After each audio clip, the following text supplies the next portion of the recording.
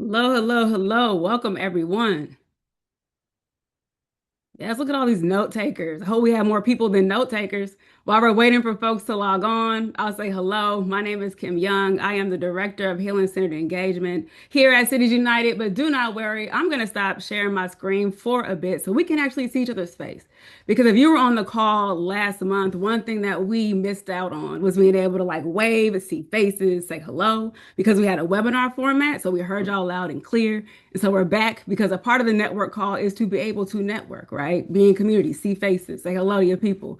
So I'm going to stop sharing for a moment so that we can just kind of see each other because you are invited to have your camera on if that's what you would like to do. If you want to have it off, you could do that as well. But we just know that your spirit and you're here in this space with us. So hello, everyone. Welcome, welcome, welcome. So excited that y'all made some time today to be with each other, right?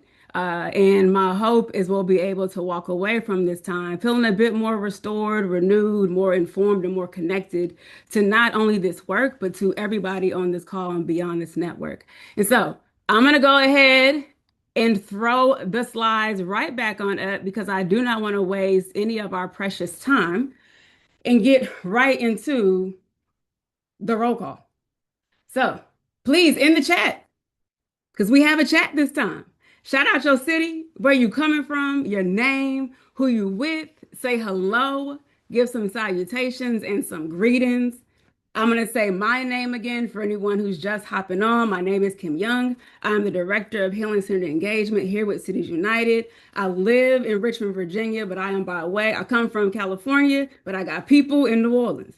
So a little bit all over. So please get in the chat. Shout out your city, your name, who you with, right? And let's get connected and get tapped in with each other.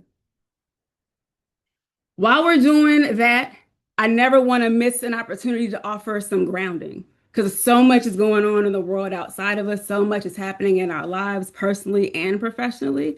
And I also think it's important to kind of model and pay forward some really quick and accessible grounding practices we all can engage in no matter where we are. And so I want to introduce some, maybe reintroduce to others, some simple hand tracing.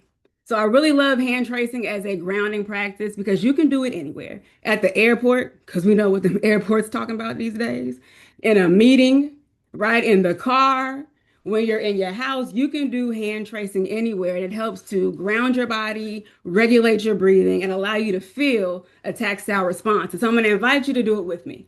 You can do it in multiple ways. You can have your hand out in front of you. It could be up, it could be down. You can have your hand lowered in your lap, palm up, palm down, choice is yours. You're going to take your opposite hand. You're going to begin to trace, right, your fingers and breathe as you go.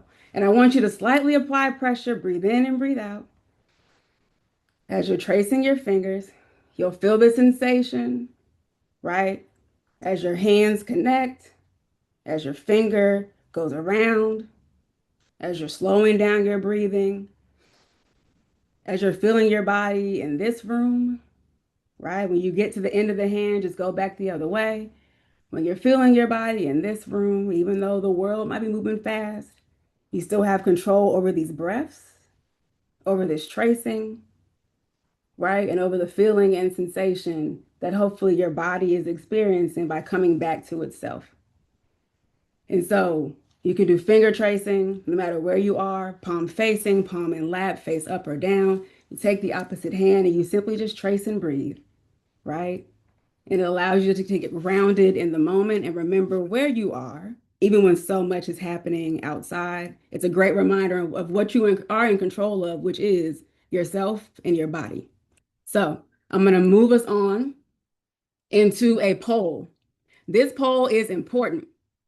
This poll that they're going to throw up on the screen right now is what we're going to use to be able to do a raffle, to be able to give away a convening ticket for the convening coming up in October in Memphis. Who coming to Memphis?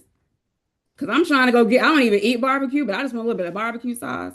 I want to catch me some music, right? I want to listen to some music, want to have a good time, connect with the people. And if the Gorillas in town, I would love to go to a show, but I doubt that's going to happen. We're going to be there to do the good work. So the poll should be on your screen now. I want you to take some moments, fill it out. This is how we'll be able to collect your name to enter you into a raffle that you do have to stay until the end of the call, right? To be able to receive your prize of a convening ticket. So please take some time to do that. While you're doing that, just some really quick housekeeping before I get into our agenda. I'm going to make sure if somebody on the team, if the closed captions are not on, can y'all please pop those on for folks? And then if you are in need of a transcript, if you do have a note reader in here, if you have access to an AI reader, they're able to transcribe this meeting for you.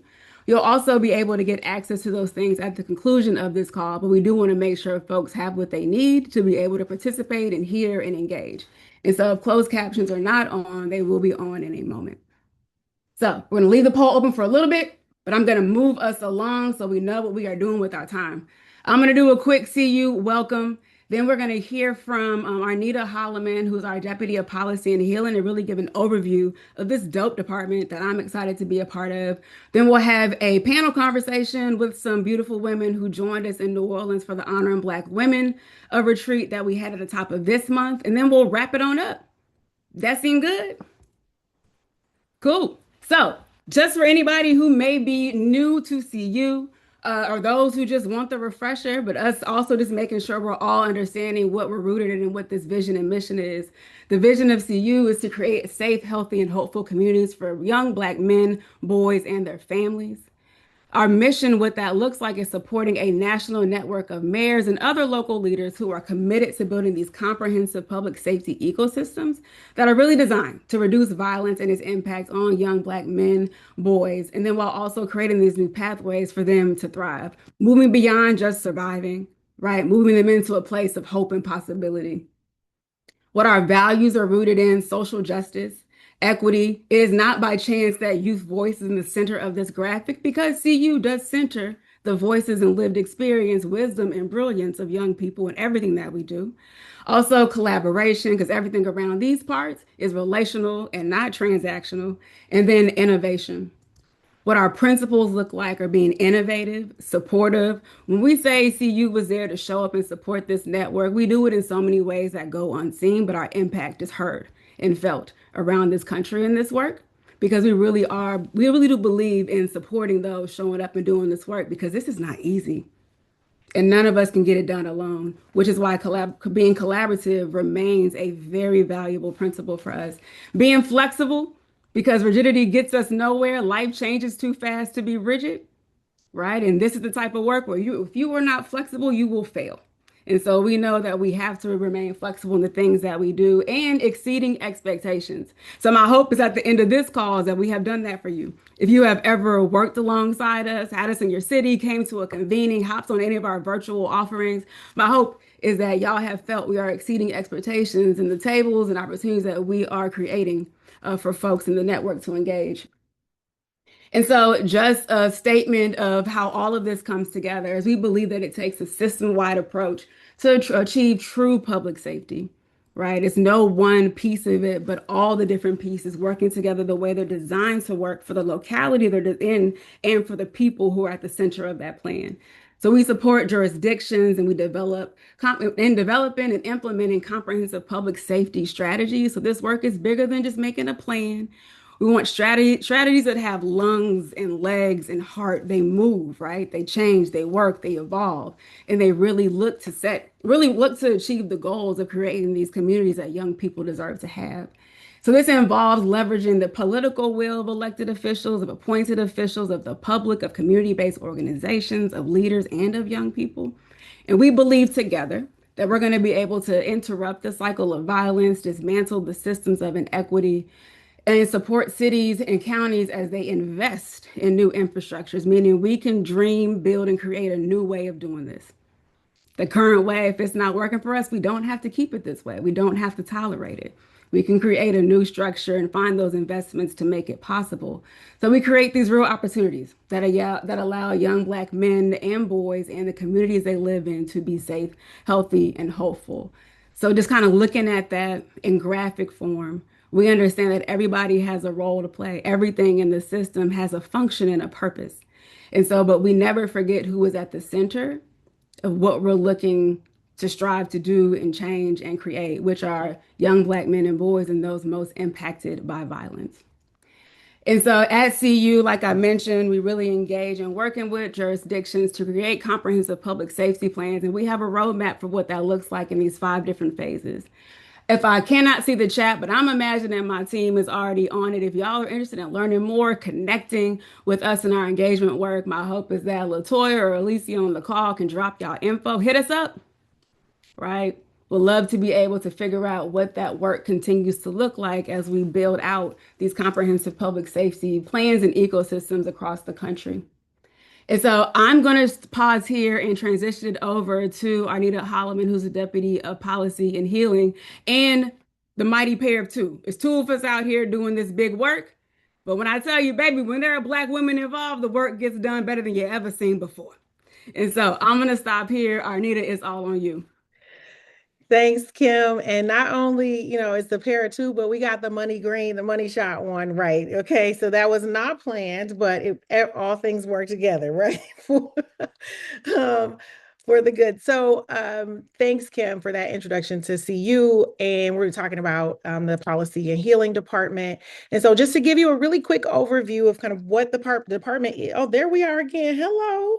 So we are a mighty team of two, but we'll be growing. And so just to give you a really quick overview or a broad overview of this department, and then we'll jump into the panel.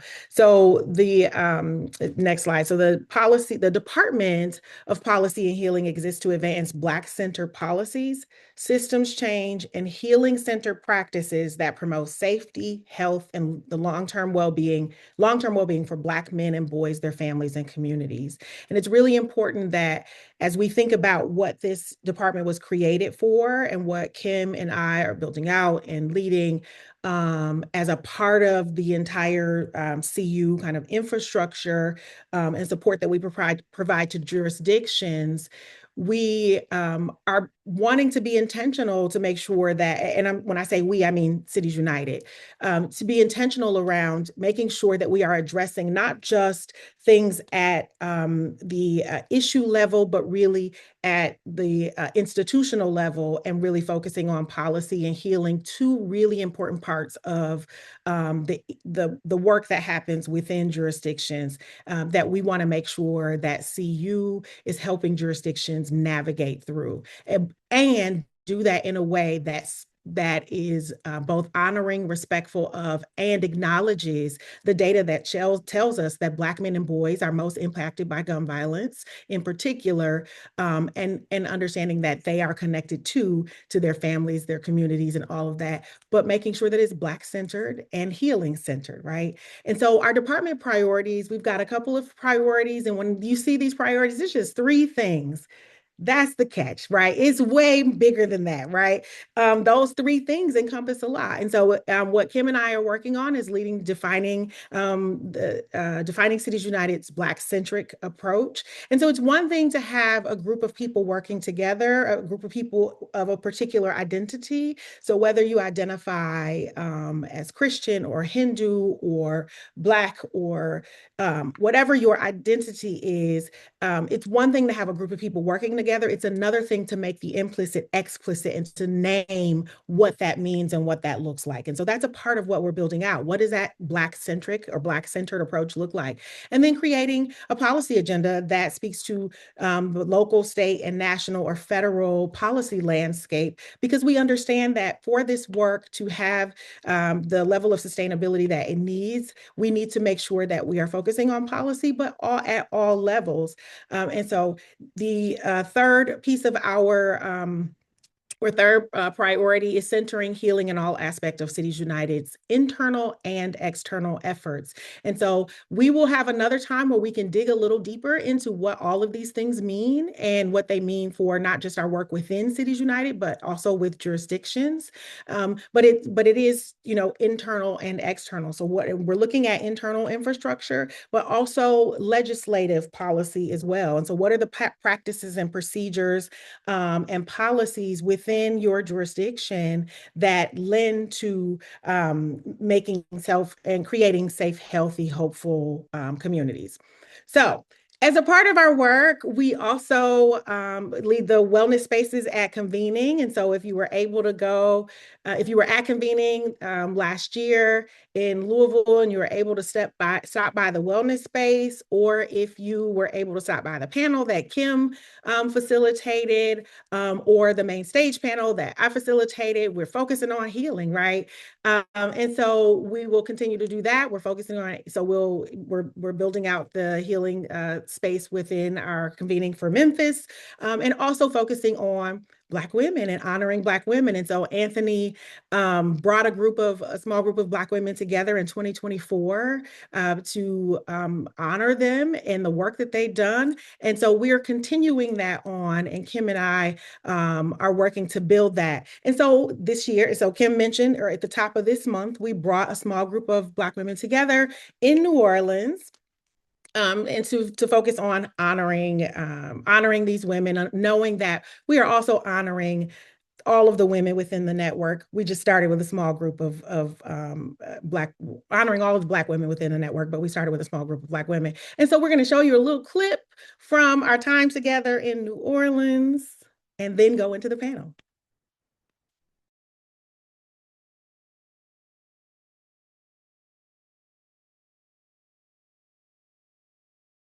We have sound.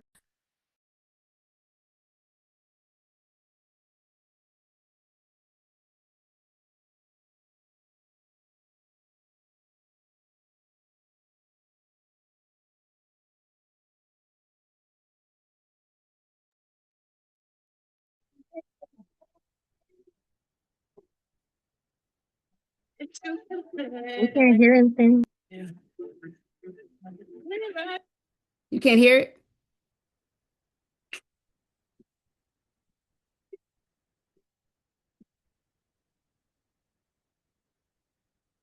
Did you need to click maybe the audio when you shared your screen, probably?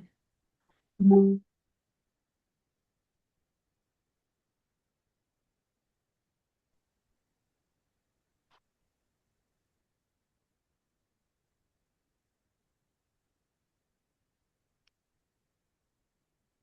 Make sure to follow us on social media at Yeah, Cities sorry about that, y'all. United The to hear audio the is not sounded working, but what version. you are seeing is a highlight reel from this event. We brought together about 40 plus Black women connected to the network in New Orleans for a day and a half of programming, rest, restoration, celebration, dancing.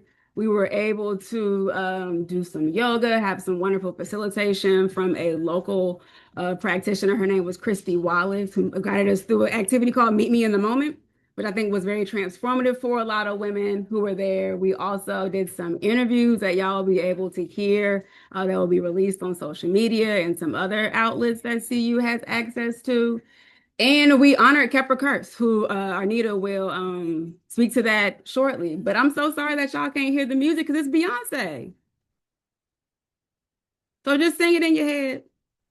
It's Beyonce, y'all. All right, there you go, Arnita. Okay, thank you. So we had a great time, and as a part of our time together, we wanted to make sure that we honored a woman in the network who has been doing amazing work for many years. Kepra Kears, who is the Chief Wellness Officer at Life Camp and the founder of Gymnasium, her mental health and healing curriculum and the work that she does. And so she's our 2026 honoree. So I think I saw Kepra's name on the call. So congratulations again, Kepra. We love you and we appreciate you and for all of the work that you have done throughout the years. So she was our honoree for this year. And so now let's move into the panel. And so we've got three lovely women that were able to attend, but also are doing amazing work, right, in their respective communities, and touching many, many lives, right? And we want to make sure that you have a chance to hear from them. And so I got some questions for the ladies, but we're going to have a conversation. So I told them it's like we're going to have a conversation, some sister girl conversation. However, everybody's listening, right? So, if we can start out just with a few introductions, if you introduce yourselves, and then we'll jump into our conversation. So Denise, I'll pass it over to you. Yeah, absolutely. Thank you, Arnita. Hello, everyone. My name is Denise Chandler. I actually live in New Orleans, born and raised in New Orleans.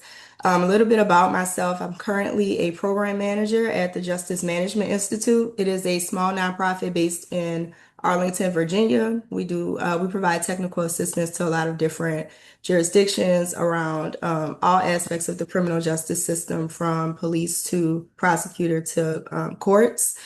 Previously, my work has spanned the entire criminal justice system. I started off as a police performance auditor and compliance manager with the New Orleans Police Department, helping spearhead those reforms after Hurricane Katrina. From there, I went on to the mayor's office where I was a senior program manager and assisted with a lot of different reform efforts, including reduction of the jail population as well as serious mental illness task forces. And then quickly from there, I've also transferred from the city space, the local space, to the education space, where I was a project leader at the Stanford Center for Racial Justice at Stanford University, leading a nationwide use of force policy, model use of force policy. And from there, my most recent position before this, I was the associate director at the Vera Institute's Redefining Public Safety Initiative, where we looked at ways to, non-traditional ways to reduce or to increase public safety, I should say. So I'm very happy to be here. That's a little bit about myself, and I will pass it to, I think, Freedom's next. Ben, it doesn't matter. Hi, everybody. It's good to be here. Thank you so much. I am Freedom Jones. I am the new title at Senior Advisor, Community Violence Intervention Advisor for Center for Hope LifeBridge, which is the only hospital actually in the United States that has the biggest street intervention team, almost 63 men and women, Safe Streets guys who are part of a hospital structure. We have hospital responder programs, mental health programs, youth programs, a lot of programs for community violence intervention. I also am the founder and CEO of Street Pause, Pause Inc., which has now launched Digital Violence Response, a responder with a call escalation process and a deployment process in New York. We did it in Baltimore successfully. I've launched it now in New York and in Baltimore, and maybe two other cities coming soon. And I'm also in the process of launching a strategy to support women practitioners in the work. It's called Emergent She.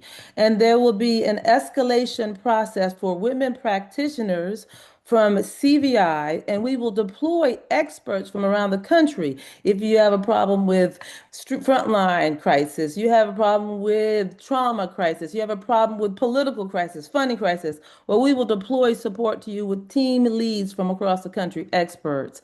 And so I've been in CVI doing this work for many, many years, and I'm just happy to be here. And it was a great experience in New Orleans. I can't wait to share. Thank you.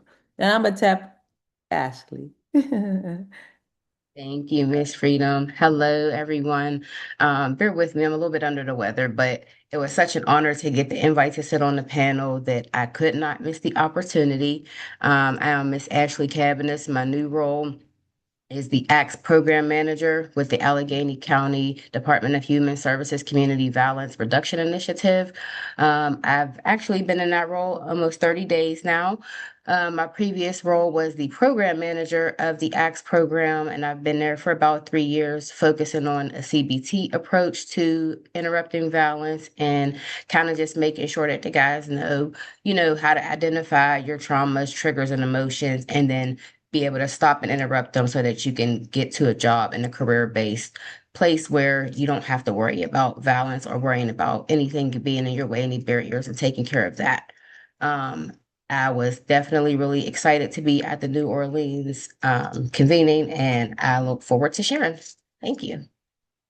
Thank you all. And so now, for folks who didn't already know you all and the great work that you're doing, they at least have a picture of why you are part of this conversation today. And so thank you again for joining us. I want to kick us off by really just asking the question about when you got the invitation, what brought you? What was the thing that said, yes, I need to go, or I want to go? And what was the key takeaway of that experience? And so I just want to frame, for the rest of the group, we're not going to go into grave detail. The people will panelists will share as much as they want to share about their experience. But otherwise, if you want the nitty gritty, you just got to come next year. Yeah, But in the meantime, what was a thing that brought you to that made you say yes, and a key takeaway from that experience? wow. I can jump in. I do believe that timing is very divine, right? And for me, just to get the okay, to get the invitation, it was something that I couldn't have asked for.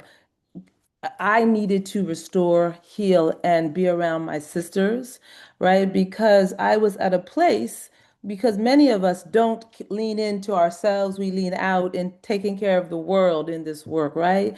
And so for me, it was like a breath of fresh air, right? I actually cried tears because of where I was in the work and not actually pouring into myself. So it was for me exactly what the doctor ordered. It was a reminder for me about how powerful we are as sisters in the work, how powerful and how important it is for us to hear the connection with other women, and how important it is for us to learn how to take care of ourselves better because we can't pour out from an empty cup. And so the takeaway for me was learning to breathe a little bit and knowing that I have sisters in this work that are feeling some of the same things I am, right? And have forgotten to lean in before they lean out. And so I appreciated the healing space, the safety space, the confidential space. And I think it was an example of what I can take home and do with other sisters in this work. I think I- for me, when I got that, sorry, you want to go, Denise? I think for me, when I got the invite, it was like pure shock. I was definitely shocked at first, and then I got really excited. And then I was just thinking, finally, a space where I could talk to people who just get it. This is such a male-dominated space, and especially in Pittsburgh, there's not too many women to lean on. We do have a lot. We do have excellent women who do the work, but it was nice to finally come into a space where it was only women to kind of just breathe and just get it all out. And like Freedom said, we definitely had some tears going on. I think me and her cried a couple times together. But I think that was just like she said, just what the doctor ordered for sure. And for me, I think when I saw just the tag honoring Black women, I felt encouraged to attend because, and I know we all know this, a lot of times we have to translate how we're feeling sometimes to other allies or other people who might kind of get it, but they haven't really walked in our shoes. And so I welcome any space where I can just walk in and give that look or give that sigh or, just have that conversation with someone who is more likely to have the same experiences as me, especially among professional Black women. It's just a different type of you know, way we present ourselves in different spaces. I always feel the need to be on. I call it being on when I kind of want to just be off. And so it was just really great to be in a space where I could turn my brain off and just really reflect, slow down and enjoy sisterhood. And so I really did. That's what had me go. And then once I went, just the first few conversations I had with people, I was like, oh yeah, I'm coming back tomorrow. I'm definitely going to come because I'm from New Orleans and we all are very busy, but I'm so glad that you all put on this event for us to take time to really be in a moment. And that is something that I didn't even know I needed. When I was at the conference, I was texting my friends like, oh, I didn't know I needed to do this. And yes, Freedom, my tears were flowing as well. So Thank you, ladies. I think those are great points that you all brought out. And just for context for everyone, the theme for this year was Held While Holding Community Care for Black Women. And we talk a lot about self-care, right, in our daily lives and maybe even in the work. But it's often focused on the individual and what the individual can or will or should do for themselves. And so it's really important that we're thinking about the work holistically and thinking about how we care, not just for ourselves, but each other and remembering to include ourselves in that care. Can you talk about just, and I'll throw it to you first, Ashley, and you can kind of go from there, but talk about why it's so important at this point. Not that it hasn't been at any other time, why it's so important that we focus on community care and we focus on healing and wellness within our work. So I think that right now, especially with just our current administration and leadership, that's definitely a big thing to note. With all this other stuff that's going on, we kind of want to make sure that we're aware and that we're taking the time to just think about some things because we know that violence could even just spike just on that piece alone. So I think it's important for us to kind of hone in to that. But even on a personal level, I think it's really important to focus on communities because one, it's about to get nice outside. So we know the violence spikes in that space too. So we want to always make sure that like we take that resting time to just kind of be ready for whatever comes our way. It's interesting because, I see a lot of stuff in social media, right? I see in this climate that we're living in politically, I see how violence now has become a norm, right? And more and how it has become the thing to do, how it has become a natural occurrence, right? Even more so because of our the folks who are who are being seen politically, right? And so one of the things that I have said before is that our communities, we have already been stretched based on the root causes of some of the things that we've had to endure, right? And so I see violence like I think of this analogy as a balloon, right? And everything that we're going through is air in the balloon. So you're blowing air from negative stuff you see on TV, negative media, lack of things being taken. Right before I came, well, like I said, timing was divine. I learned that we had to lay people off. We don't have funding. We're all experiencing that. So that's even more air in a balloon. So eventually the balloon gonna pop if you blow too much air in it, right? So we have got to let air out of the balloon. And so for me, right, our climate has made the balloon smaller. So we can't blow but so much air in the balloon, right? And so for me, healing spaces for our communities, restorative spaces, because I call them restorative because we are great and we have to restore so we stay great. Those are the kinds of things that we have to think about because there's fuel being poured into us, there's air being poured into our balloons, and we have to be conscious of the popping. And I would just agree with that.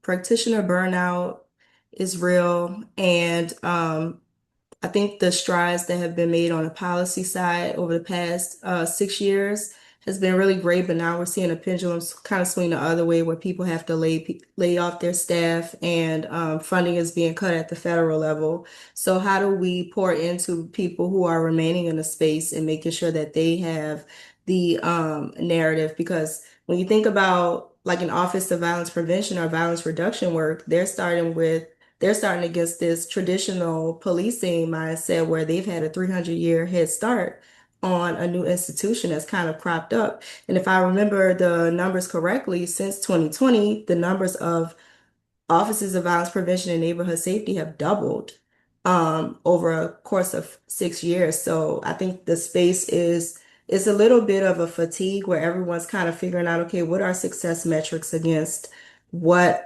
people believe public safety is and how to achieve it, right? And so if you are spearheading violence reduction in a space where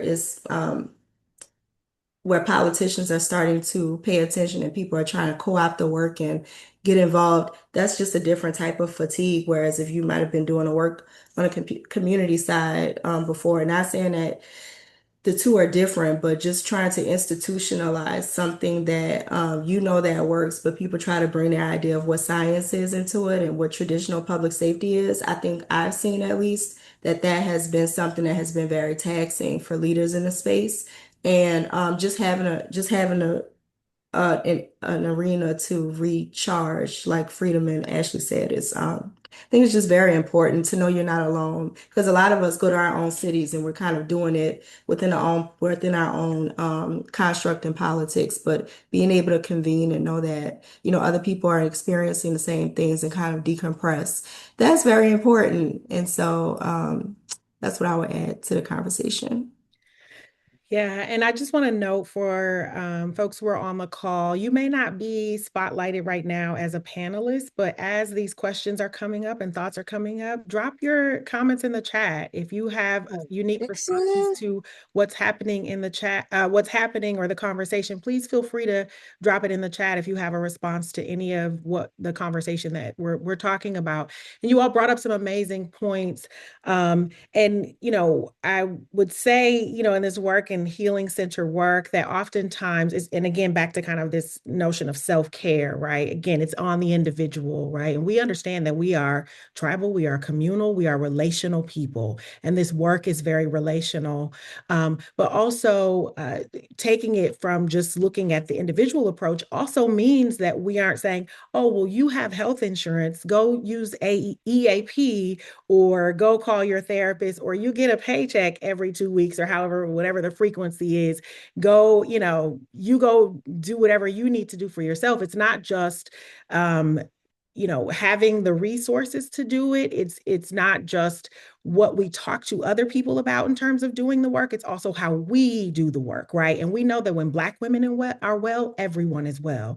And so you all pointed out things about this administration, and we understand that like Black women make up about 6 to 7% of the population, but took the largest hit, were most disenfranchised, and were disproportionately left without jobs in 2025. Over 54% of Black women were left without jobs. And it's not just left without jobs. It's also while Black women are doing this work to lead movements, to hold the pieces together within their families, communities, on the job, and still be paid less than their male counterparts. That's still the case in the US for women in general, and Black women are usually lower on that, right?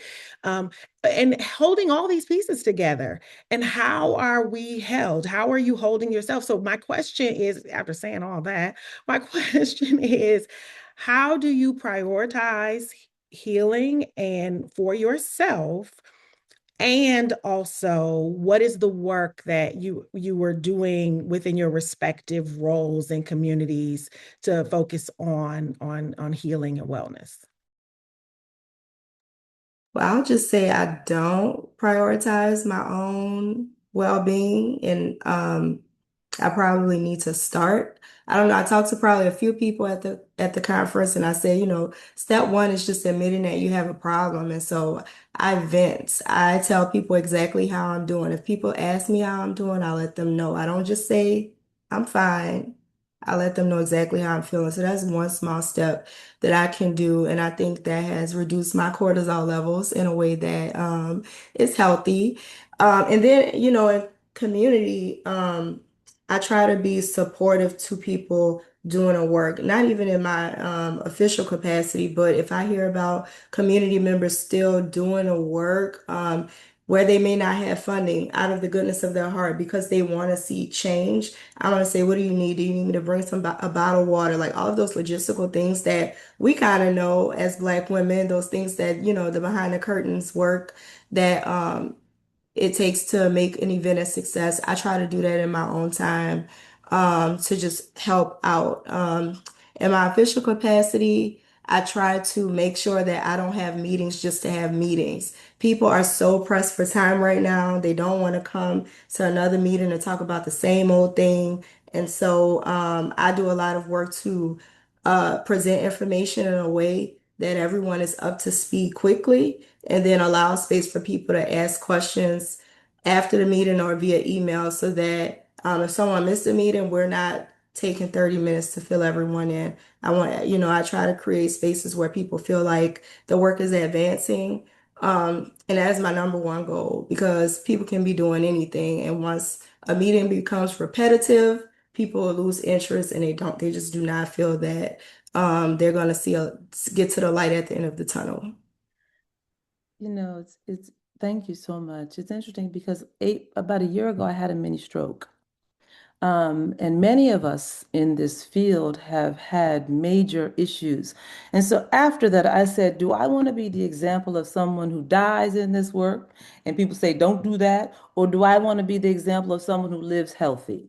And so after that, I decided to live healthy. That meant put a practice in my life, eat healthy, find healthy spiritual practice so that I am not just, I am mind, body, and spirit. So I have to take care of all of that. It is all relevant to who I am. So I have to intentionally put things in my life to do it. It is hard as a woman because and in taking care of people right in this field is a field that has to have Kepra and I have been talking because one of the things I love about Kepra is like she is looking at institutionalizing, like yourself, on that institutionalizing wellness and well-being as a component, as a part of a formula for CVI work. We can no longer separate the fact that men and women, like myself, on the street doing whatever, pour into this work from trauma we have lived through, from death and darkness that we have seen. That sometimes makes us really good at dealing with folks who are in that space. And so, in that, we need to change the policy and the legislation that says this field requires this. So I am going to we have a healthcare system right now. I am helping the lobbyists and the legislators look at that because the men and women in this hospital does not prioritize their health, wellness, and resilience the way this field requires. So it is up to me in my position to fight for the policy change in the space where I am allotted the time to be able to make change. So we have to investigate our organizations to look at where the policies need to change to integrate or change the titles. One of the things I love about Life Camp is that they have the chief of wellness, the chief of this, that, and the other thing. These are the titles we need to institutionalize in the field so that health, wellness, and resiliency is not a byproduct because, as a society, we are not preventive, we are reactive.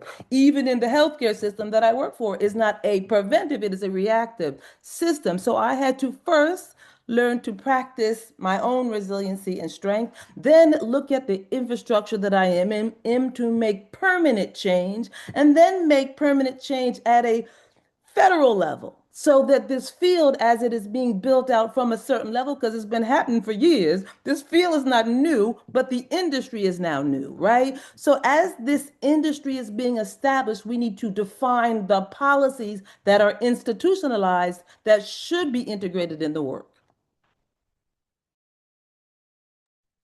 How do I follow up after all of that greatness? So I think for me, I've always been, in my eyes, big on self-care. Once you deal with kids and your spouses and the work life, it was easy for me to just go to the nail shop, go get my hair done, go get a massage. Those was like the normal self-care things that I took advantage of. Even when I got to New Orleans, the first thing I did was went and got a pedicure. It wasn't until the next day when we did the yoga that I realized how much you can take care of the outside, but if your inside isn't taken care of, none of that on the outside even matters at all. Like it was just so surprising that even just the neck roll, when I felt all this tension up in here, that I was like, whoa. And this year I'm going on 11 years surviving congestive heart failure. So it made me really look at that in a whole. And just like Freedom said, like there's people in this work who have died, just had heart attacks or random strokes and stuff. And it made me think like, okay, maybe I do need to pay more attention to the inside. And there's nothing wrong with still taking care of the outside. Like I'm definitely still gonna go get my hair and my nails done because that is key. But being more intentional with the inside as well. And I think even in my new role, so me going from being with the frontline staff and working as the program manager to now working in the government space, I went from showing up to every single thing to now I'm going to practice being more intentional on where I show up. Because if I'm showing up to 7, 8 different things a week, I'm not even giving everything that I could give. And then I'm burning myself out. So that's what I'm learning to do for everybody else and for the community is being intentional when I show up so that I can give my best self. It's funny because Arnetta, one of the things I'm learning is we as women of color, fibroids in our womb, we carry things. I like for the researchers, because this is a field that most of the people, the frontline workers, even the leaders in this work are Black and brown people, right? And so we have our own chemical, our own historical, genetical things that we have to look at, right, as a people. And so one of the things we need to research is how is this affected? Because I heard some folks in New York, some, Shani and Erica and a few people who I know well are talking about womb work for women in this work, because many of us now are carrying scars and trauma in our center, right? And so there needs to be research, right? Because there's nothing wrong with looking at us as a culture to find out how we do this from a preventive place, right? And so that is information that we need to look at, because a lot of women are hurting themselves because we carry our stress in a certain place, right? And that is not just in this field, that is women as a whole. So we need to look at how we can be and get the information from a really, really strong research that says, okay, these are facts. And how do you, offset the things that you are now exposing yourself to, right? And so that is critical. Taking care of our bodies is really critical to our success. You all brought up some amazing points, and thank you for everyone who's dropping things in the chat. So if we think about all the things, right? And we can't talk about everything in this one conversation, but we know there's so much from what are we carrying in our hearts and our minds and in our wombs, right? And anything that we carry in our womb, we are also incubating and growing.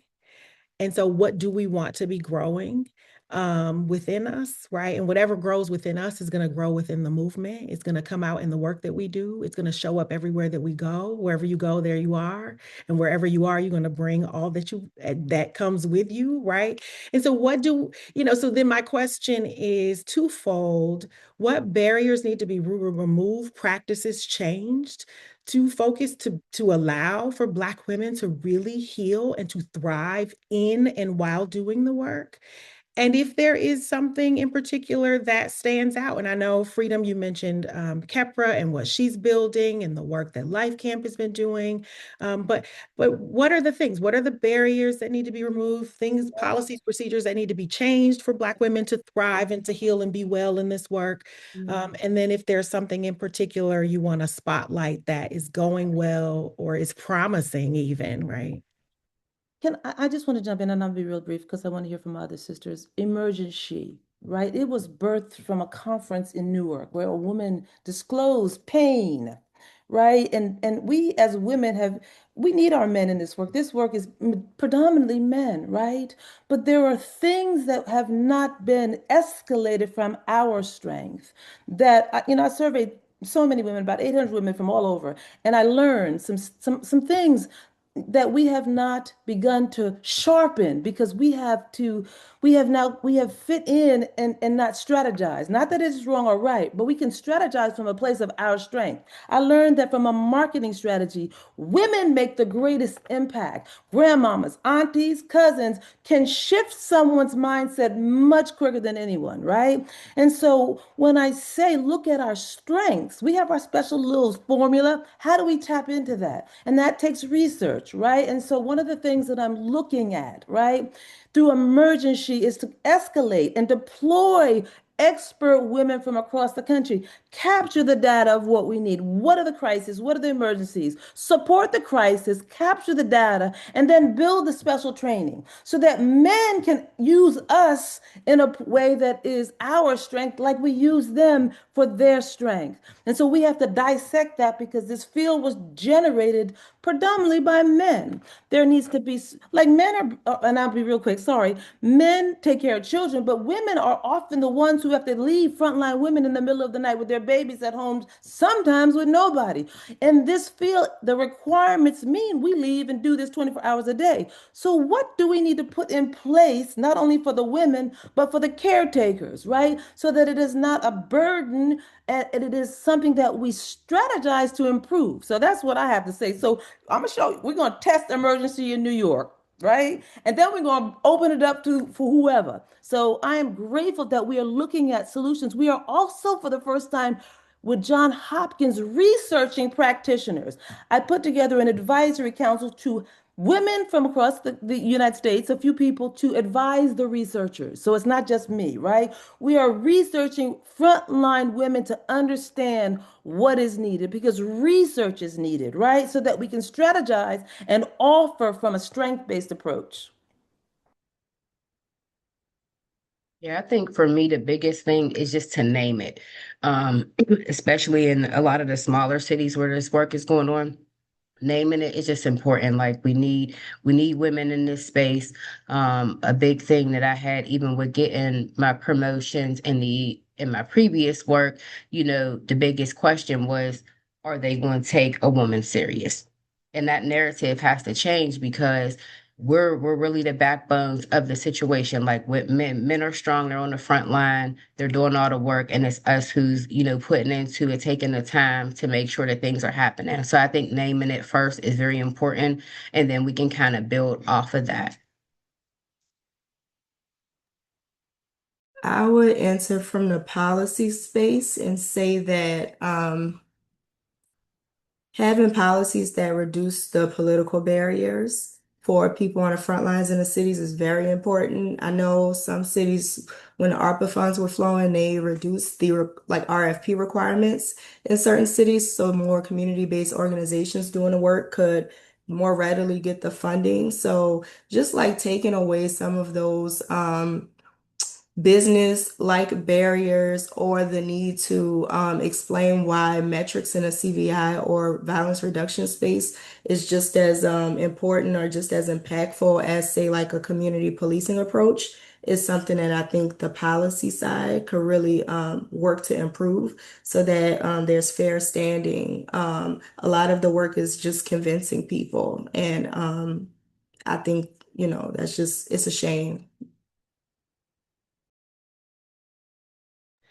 I'm going to come back to for a second to something that we've already touched on a little bit, but I want to really take a moment to highlight. And so, as someone who's been in the mental health and healing space for many years, and no matter what work I'm doing, always taking that perspective with me to wherever that work is, right? And I'm hearing the same thing from you all, and I hear from so many other people and women in the work.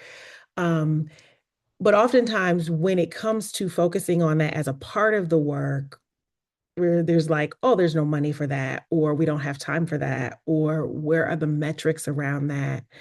And so I think what I know is true and what's true for CU is healing centered engagement is a part of our whole framework for public safety redefined.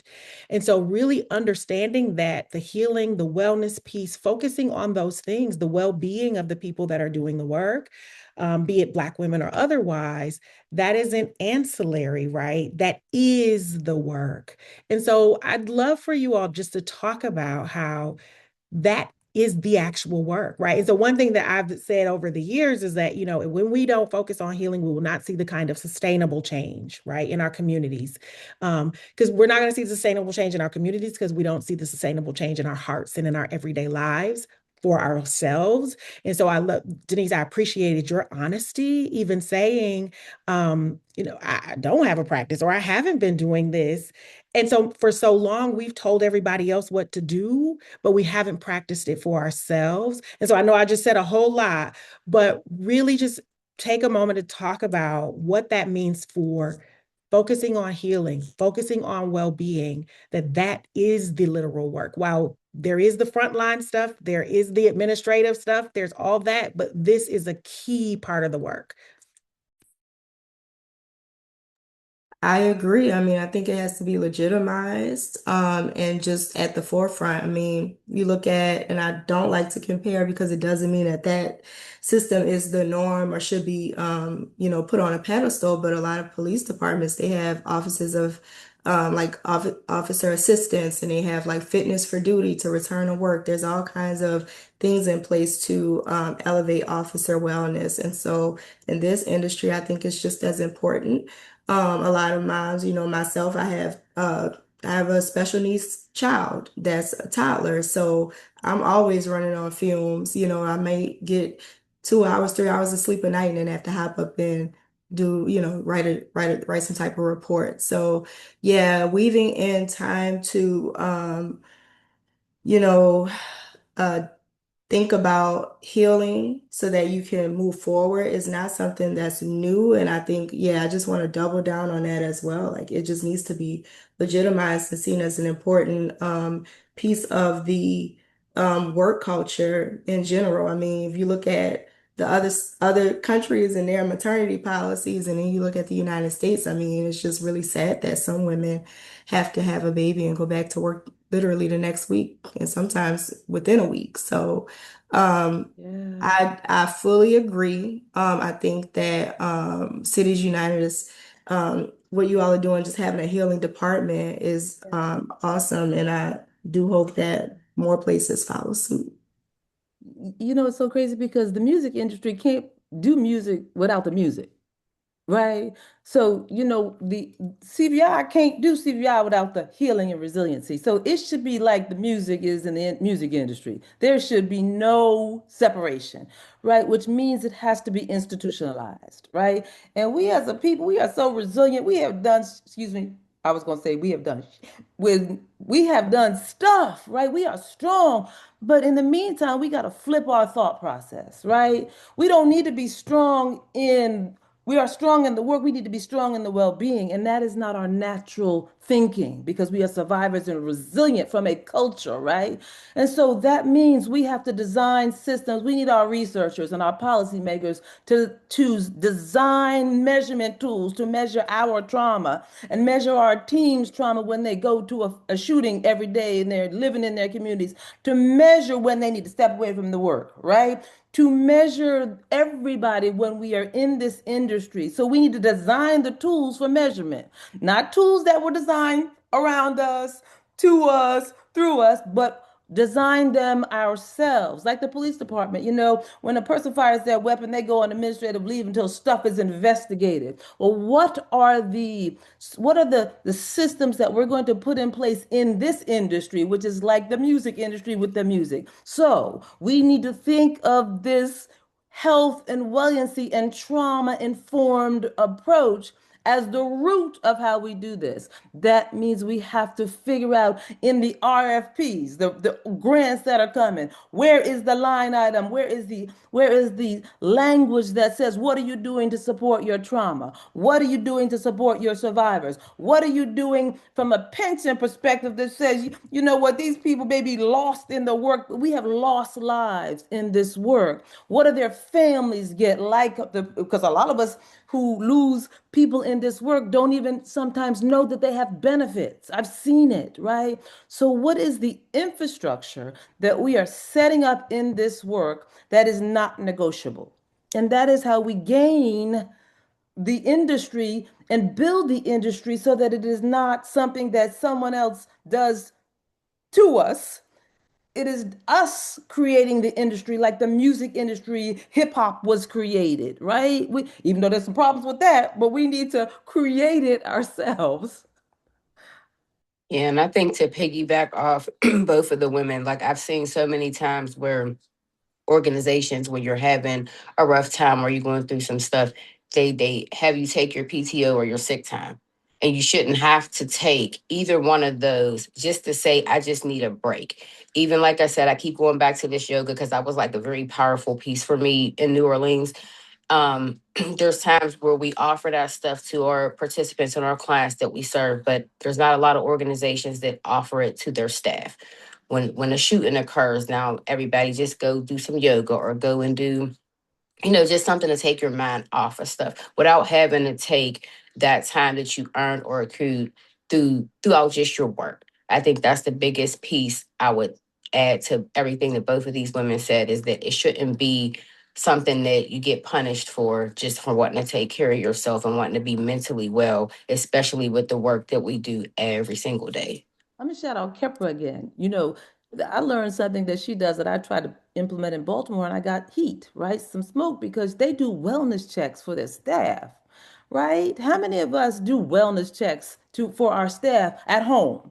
right? They go to the house, check in, right? Because a wellness check is not, it's your environment that you're in. And so, we need to look at because there's some great models across the United States. We have some, like right in our back door, we have some great models. How do we institutionalize things that we know work, like the wellness checks for our staff at all levels, right? So that we need to understand our field to replicate the things that we know are non-negotiable and that work. And there are some great leaders in this field that can help us with that, so that we don't have to fight alone, because I work for a healthcare system that truly does not understand take a day off because your staff is in trauma. No, no, no, no, no, no. You have PTO, but so you have to lose something, even, so they don't understand the requirements. So I need backup, right? I need the people to come from New Jersey. I need the systems to come from Philly. I need the people to come and back up so that we have the support to help people understand what is required in the field. And what I'm hearing you all saying is you're talking about work hazards, right? And so, how do you build the infrastructure to address work hazards so that PTO is for PTO, right? So, I get to go on vacation or just take time away versus I have to deal with the traumatic instances or situations that have happened throughout the day-to-day work or on the job. So you all brought up so many great things, and I want to keep going, but we're like coming to an end. I hope that you're able to look in the chat and see kind of what folks are saying in the chat to affirm what you're saying, to add to it. I've got one final question, two-part question for you all. If no one hears anything else from you today, what message do you want to leave with them? So that's the first part. And the second part is I want you to name a woman that you are honoring, like in this month, in this moment. And it is okay to name yourself. And for everybody in the chat, drop the names of women that you are holding up and honoring in this moment, throughout this month, throughout this year, whatever the case may be, because just like Black History Month, we are 365 honoring Black women. But anyway, not just Women's History Month. But what is the one takeaway if people don't hear anything else from you? What do you want them to walk away with? And name a woman that you are lifting up and honoring in this moment. I think for me, the one thing I want people to take away from is never apologize for needing to take that time to care for yourself. Um, I've gotten big on, just saying like, I just need to go. I need to heal me. I need to do what I need to do for me and not apologize for it and not even make up an excuse. Like, that's the biggest thing I'll share. And I am going to take your lead, and and I learned this from the women in New Orleans too, is I do want to honor myself. There's a lot of times where I'm always giving love and support and everything to somebody else and shouting at somebody else and highlighting that. And I never do it for myself. So I'm definitely going to take this moment to honor myself. Oh, wow. I'm going to say what someone told me, lead by living and not by dying. Don't be the example of death because every time you lean out from an empty cup, every time you sacrifice yourself, you are killing yourself. So lead by living, pour into yourself, lead by living. And I'm really gonna give Kepra a shout out because in the Leadership Academy in the first class, I heard Kepra, right? And it brought me to tears because she flipped the light switch on for me with her non-traditional didactics around healing, her pouring into her knowledge. So I just want to shout out Kepra for just opening up my eyes around health, wellness, and love. Yeah. One thing I would leave with people, there was a judge in New Orleans who would always start court with the poem. We probably all heard some rendition of it. You're walking down the beach and you see a bunch of starfish and you can't save them all. So you pick one up and you throw it in the ocean, but to that one starfish, that means the world. And so, just reframing that you are a starfish on someone else's beach and just learn how to accept help as Black women, and so that's just something that I want to put out there and the way I've been reframing my mindset. And I just want to uplift Dr. Tamara Madison. She was the first person that I met at the Cities United event, and I'm just going to call her my mentor now. I'm following up with her. She is amazing. She, in the sister circles, just let us know about how she prioritizes self-care, and it's something that I really needed to hear. So thank you for that. And yes, I will be following up. And so, as we wrap up, I want to honor each of you. And so, I want to thank you again for your pour, for your share, for the work you are doing in communities, the work you are doing for and within yourselves. That is notable and worth honoring. Of course, honoring again our 2026 Honoring Black Women awardee, Kepra Kears, who is my heart, right?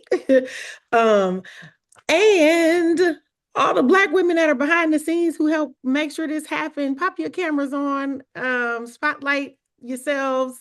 Kim, Latrice, Makita, Saren, everybody they're always doing the work and may not always be seen or may not always be heard, but the point in a part of the point in us coming together in New Orleans was to say, sis, I see you.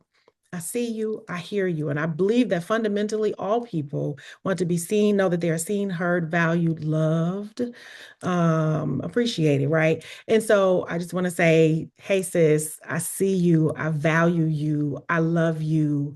We got this, and we are going to live. And that is going to be our example, right? Thank you for those words, Freedom. So thank you all. I'm going to throw this back to, am I passing this to you, Kim, or is it to you, Brittany? I don't know. It's Brittany's It's turn. Brittany. Brittany, I'm going to pass it over to you. She's back in the newsroom. So Brittany, take it away. Take it away. And I share screens for you, so you should be good to go. Alrighty, I don't think we're quite on the right slide though. There we go. Alrighty, just a little bit about my background. I started working with CU on the year we had the convening in Baltimore. And year over year, we've centered three elements of in the planning process, and that's making sure our event is memorable, united, and purposeful. And we're doing exactly that for this year. When thinking about the theme, it provides a foundation for the overall convening experience. And this year, we are seizing the moment, enhancing the public safety ecosystem. And we have a few intentions that me and the planning team are centering when we're working through the process. And that's celebrating the progress of Cities United's network, also celebrating our 15th year, you all. So kudos to that. Highlighting Memphis' CVI ecosystem and public safety initiatives, showcase the work of our partner jurisdictions, unveil our new LearnEC Lead framework, reaffirm partnerships and gain new connections, amplify youth voices, redefine narrative and storytelling, and enhance elected and appointed officials' engagement. And if you'll transition to the next slide. And just wanted to send a reminder of we've opened it up this year to be able to accept our RFPs for those who would like to speak at this year's convening. So if you've heard some gems today that have bubbled up and you want to either do a breakout session or a poster session, be sure to scan the QR code to fill out your RFP, and that closes on the 15th. So I'll give you guys a few additional seconds to go ahead and pull that link. Alrighty, and that's all from me, Kim, and I will transition. Okay, well, And I of get course, the pleasure of doing the drum roll for the roll call raffle winner for this month. And that person is Angela Lee. So if Angela, Angela, if you are congrats. still on the call, I think Brittany has some details. Yep. Wow. Hello. Hello, Angela. Very nice to meet you. I will have my team reach out to you with the email address if you provided to register for this. And we look forward to seeing you at this year's convening. Will this be your first convening? Yes, it will. Very exciting. Very happy Where are to you hear that. located? I'm located at Lorain County Urban League in Elyria, Ohio. Nice. Ohio. Okay, I'm gonna hold it in. I'm from Michigan, never mind. Oh, sorry. Oh. Alrighty, thanks, Kim. Beautiful. you. Well, congratulations, Angela. We look forward to seeing you in Memphis and hopefully everyone else on the call in October. So, just some next steps as we close this thing out for the month. Cities United has a number of resources that are available for y'all to access at any moment. You can find them on our website at citiesunited.org. And those resources span from frontline support like wellness, things we talked about today, like stuff that can help with supporting the well-being of folks doing the work. We also have reports from our Leading the Way tour. We have a team on the ground right now in Hennepin County. And so the tour is still in effect, and we're excited to close that out shortly and be able to continue to share the impact of that work that has been happening since last year. And we also have a YouTube channel with videos. We have some highlights from last year's convening. There's also some other resources that are available for y'all to view. And please, if you are not following us online on social media, I highly recommend and encourage y'all hit us up and see what we got going on Instagram. It's probably our primary outlet on social media engagement. And so those are some resources. Please hit the link, check it out, share them. We are there to be a wealth of knowledge, not just from what we create here at CU, but we co-create together, right, with our own brilliance and contributions to this work. And we hope to see you next month. The same link that you use to register for this call, you can use it again.